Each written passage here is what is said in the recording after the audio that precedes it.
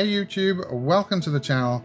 In today's video, I'm going to tell you why I only sell options using the wheel strategy on companies that pay a dividend, and I will also show you how to pick some great choices to wheel with a small to medium-sized account using the Dividend Aristocrats. The goal of this channel is to help you learn strategies to assist you in your journey to financial independence using stocks and options, dividends, crypto, and many other investment strategies that will lead us to become financially free. If this is something that you want to be a part of, hit the subscribe button below, grab a pad, grab a pen, and let's get into today's video. All right, so let's quickly look at the portfolio. We are down about $120 from the last episode. We were having a great week. We were up almost $211 during the week, but we hit the second and there was a bit of a sell-off, so we ended up down 200 for the week, mainly because of my Apple position. Apple had come up to around $116 during the week, but ended the week at 112. Again, I'm still not relatively bothered by this situation. Apple's a great company, and again, this is why today we're going to talk about only running the wheel on great companies that pay a dividend.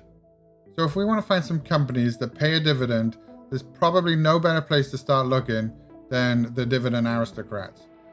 The Dividend Aristocrats are basically made up of S&P 500 companies that have increased their dividend payout for 25 years or more. This means they're a very stable company. They've got longevity. Obviously, things do change. We've just all experienced that. But in general, the Dividend Aristocrats is a good place to start looking. So what I've done is I've put together a list of the aristocrats. I've ordered it by price, so we can go through it and kind of look at companies that we recognize and would be a really good choice for the price point. So the first one that stands out to me is AT&T. Everybody knows this company. A lot of people use their services.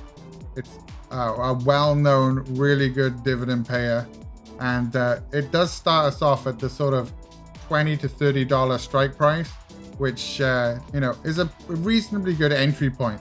I mean, you can run the wheel strategy on companies like Ford, GameStop, things like that are sort of $10 mark, but to me, you don't get into the relatively safe companies until you reach AT&T, with a sort of $25 to $3,000 account. So for me, I think my first pick would be AT&T. Pays a 7.2% dividend yield. It's grown its dividend for 36 years straight, and has a PE of 17.4. So let's go and look at the 1-year chart for AT&T. You can see right now the price is around $18. Was sort of around the $40 mark before March. But it's a great company. I own a lot of this stock in a dividend portfolio I have on M1, and I really like it.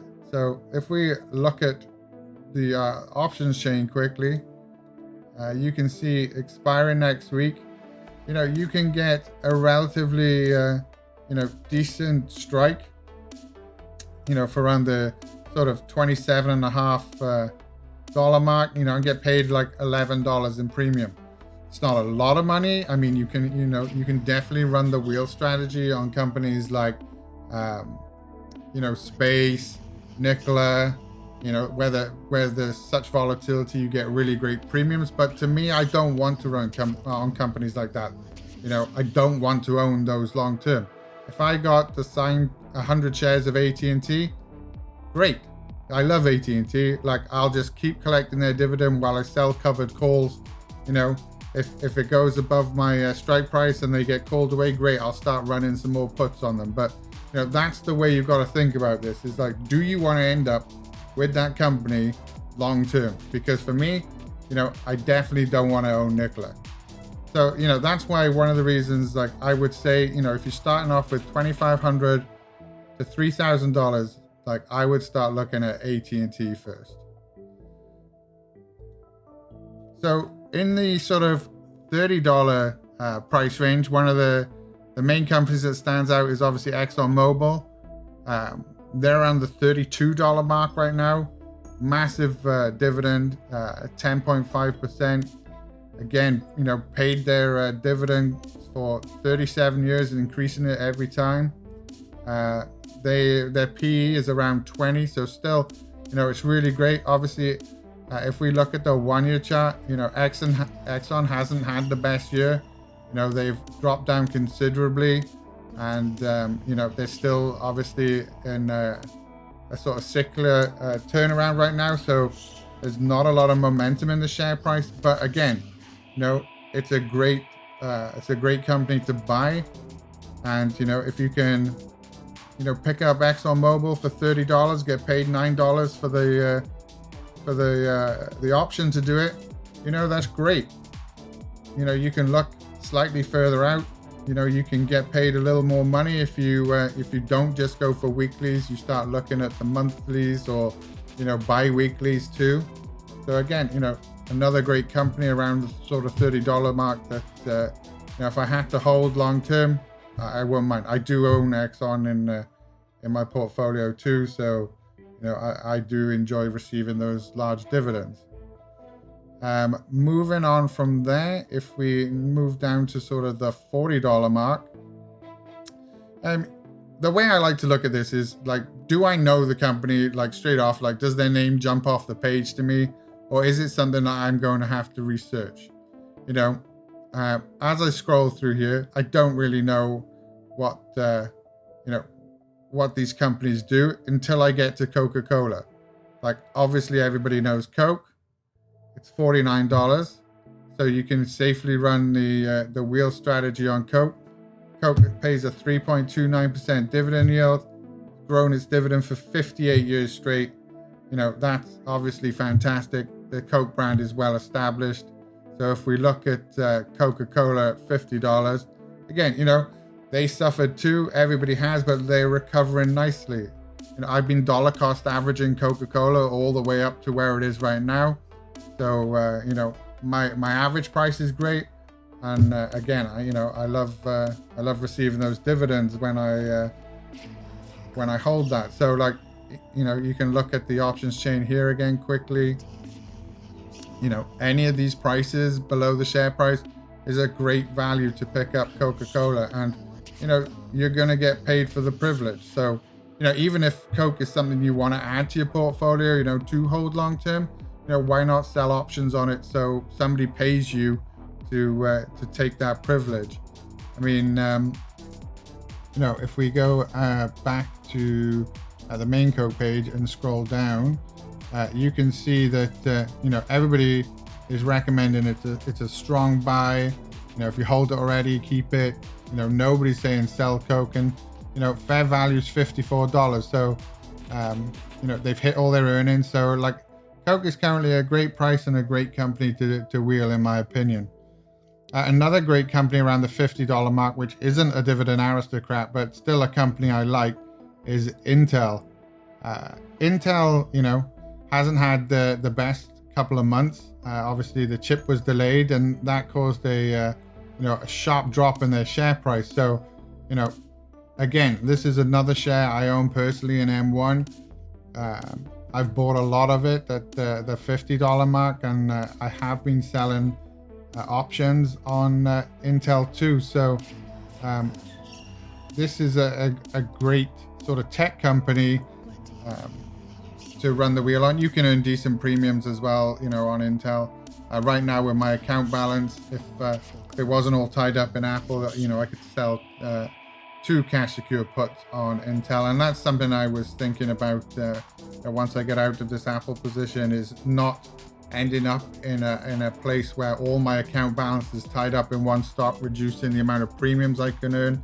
That way I have to keep like adding money to the account to sort of continue wheeling to make those trades. But like, fair value on Intel is $70. So even if you use the premiums you earn wheeling Intel to buy Intel and build out your portfolio with it, you can't go wrong. It pays a dividend. You can see here, like end of August, I sold 2 contracts on Intel. You got $22. Again, wasn't great premium, but it was midweek, and it was like a day before the option expired, and I got basically paid $22 for the day. So Intel to me is another great company that you should look to wheel on with a sort of $5,000 account balance. Next down there then, so we're looking between now the sort of $60 mark, and the first one that jumps out to me is ticker O, Realty Income Corp. Fantastic company. They're called the monthly dividend company for a reason. They've paid and grown their dividend for over 26 years. Really solid REIT, pays a 4.43% dividend, and this is a true buy and hold forever type of company. Again, have it in M1. I add to it whenever I can. So at the $60 price point, my definite company that I'd want to hold long term is Realty Inc. So again, let's look at the chain. The thing with Realty Inc. is it's actually a monthly contract. We're pretty close to the end of this contract, so the premiums aren't great here. So we'll look to the next month out and see what we got. And as you can see, I mean, you do get some, good premiums. You're into the sort of $100 in premium here, at the $57 strike price. You got a relative safety of 80% that you're not going to get assigned. But I mean, if you get assigned at that price, it's a great price to pick up Realty Inc. So again, another great company that I would want to buy and hold, and I definitely wouldn't mind running the wheel strategy on, especially if you're not looking to manage it every week and you were looking at something to do monthly. So that's a great company. Let's go towards the $70 strike price. Around here, I mean, I don't know a lot of these companies like straight off, except for Colgate and Palmolive. So, to me, I like to run the wheel on, companies I already know a lot about. The brand is, part of my everyday life. I don't really need to think about the fact that, am I going to have to research what they do? I mean, I've used Colgate toothpaste for years. So, again, around the $70 mark, 57-year dividend growth, 2.25%. It's a good yield from a strong company. If we look at the 1-year chart, you can see that after the sell-off, they've recovered nicely, and even during the last dip, they've already started to recover again. So Colgate's another great company that you can think about running the wheel on, and if you do end up having to hold it for a while, enjoy the dividend and be safe in the knowledge that the company has grown for so long. Next up in the sort of $80 mark, the one that really stands out to me is AbbVie. It's a healthcare company. It pays 5.29% and has grown their dividend for 48 years. Looking at the 1-year chart, they did recover, and they seem to be having a bit of a sell-off. I know they did just delay, having to deal with that Humira thing for a bit. So it's possibly a good time to start picking up some AbbVie shares if you want to own them long term, or to run the wheel on, if you want to try and earn some premiums while you sort of try and avoid getting assigned. Around the $80 mark, obviously another company that you should think about is Becky's favorite, Starbucks. Starbucks 1-year chart has done really well. Good recovery, usually pretty decent premiums.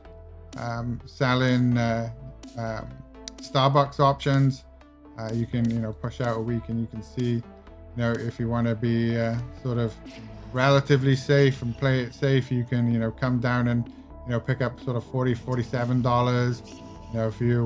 If you do a bit of technical analysis and you can sort of tell where the share price is going, you can make a lot more in premiums. But again, Starbucks is a great company to look at. And that, you can keep going down this list. You get the companies like Walmart, Johnson & Johnson, Kimberly-Clark, Caterpillar. So you can pick up different companies at different price points all the way down here. That they've all grown their dividend for ages, and they're relatively safe to wheel, because if you do end up holding them, these companies are generally not going anywhere, and they're going to be pretty safe. Another one that isn't an aristocrat that I like to wheel is JP Morgan. They've traded pretty much in a decent range lately, so they're between like $90 and $100, and you can pick your strike price there and collect premiums pretty easily. Obviously, Apple is another great company to wheel right now since the stock split. Apple's become affordable. Obviously, I decided to sell a premium. To be honest, this is one of the lessons I learned. I was chasing premium. I got paid $305 for the $128.75 strike price when we were right at the top here, and literally that week the price of Apple dropped considerably with the tech sell-off. I got assigned, and now we're so far from the share price that to sell a covered call at my strike price, I'm only making sort of $8 a week. And this is one of the lessons that I shared in my previous video about the 10 lessons I'd learned as a new options trader. Maybe don't chase premiums and use your entire balance, because this is the situation you end up in, where if you're near the share price, you can make hundreds of dollars a week. But if you're far from it, reducing your cost basis at $8 a week is pretty painful, and that's why I added some more money. But I have been tracking my journey through trading these options since I started back in August. You can see here that I sold some Intel, sold some JP Morgan. I tried to sell a put credit spread on Apple. That went disastrously, and I had to get out with a small loss. But it's a learning curve, it's a learning experience, and I can't complain too much. I made $412 in this 8 weeks while I've been learning. So I've been paid $51 a week to learn what not to do trading options. And that's why I want to share this with you all. Make sure that you're set up for success, and you don't make the mistakes that I am. I mean, you see a lot of YouTubers out there trading options on TNA, those triple leveraged ETFs, and those premiums are great. But if I got assigned TNA, I don't want to hold that. That's not something that's going to make me feel like my money is safe. So that's why I'd rather be more realistic, stick to proper sort of blue chip dividend companies that are the Dividend Aristocrats, Dividend Kings, solid tech companies like Apple. And that way, when I do get assigned, yes, it kind of sucks right now, but am I worried about holding 100 shares of Apple? No, I'm not. So that's the lesson. The stocks that we've looked at today, cover a wide range of share prices, for the sort of small to medium account size. I mean, as I get more premiums and get better at this, and I grow the account to sort of the Microsofts, the sort of the triple Qs, and then up to the goal of this channel, which is to run the spy wheel. Like, we can look at that too. But for today, I think we've looked at a lot of good companies. Hopefully I've given you some great ideas. I mean, if you know some companies that you think are solid dividend companies, let me know in the comments below, and we can look into it. And hopefully we'll all have success running the wheels. Obviously, if you've got any questions, if you want any advice, feel free to hit me up in the comments and I'll get back to you. But until then, I hope you all have a good week, and I'll see you next time.